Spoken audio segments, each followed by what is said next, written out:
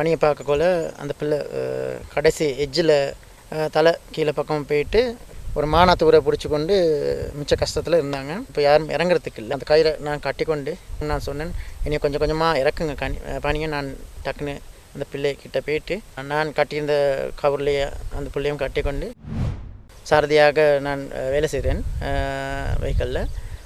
நேற்று 5 மணி வாக்கில் ஹோட்டல் பிளேஸ்க்கு போகிறதுக்கு நான் ரெடி ஆகினேன். அங்கே ஒரு யாழ்ப்பாணத்துலேருந்து வந்த ஒரு குரூப் உண்டு, 9 பேர், பொம்பளை பிள்ளைங்க 4, பாய்ஸ் 5 பேர். அவங்களோட நான் ஹோட்டல் பிளேஸ்க்கு போனேன். என்னோடய ஃபோன் நம்பரும் கொடுத்துக்கிட்டு நான் எந்த வேனில் நான் உட்காந்துருந்தேன். அப்புறம் அவங்க ஒரு 7:30 மணி மாதிரி உள்ளுக்கு டிக்கெட் எல்லாம் எடுத்து உள்ளுக்கு போனாங்க.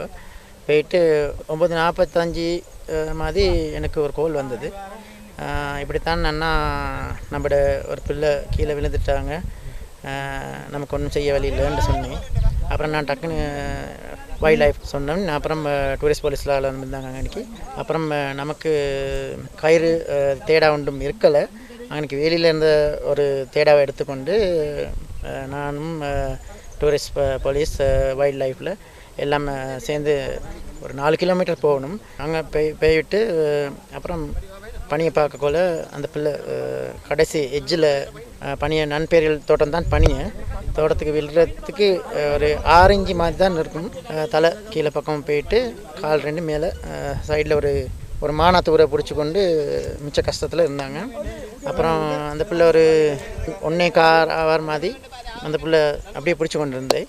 அப்புறம் இப்போ நமக்கு சொல்கிற இப்படித்தான், அண்ணா எனக்கு நிமானம் இல்லாமல் போகுது, கஷ்டமாக இருக்குது, நான் விழ போகிறேன், என்னை காப்பாற்றுங்கன்ட்டு.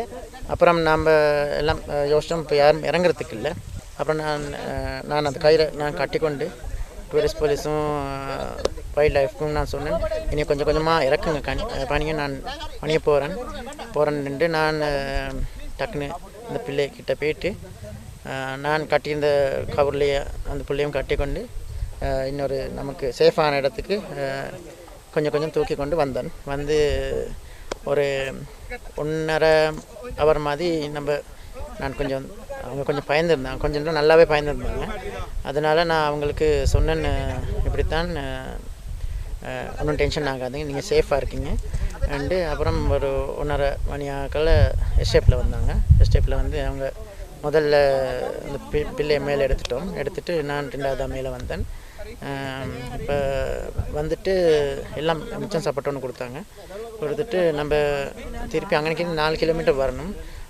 பிள்ளையை தூக்கி கொண்டு வந்தோம். வந்து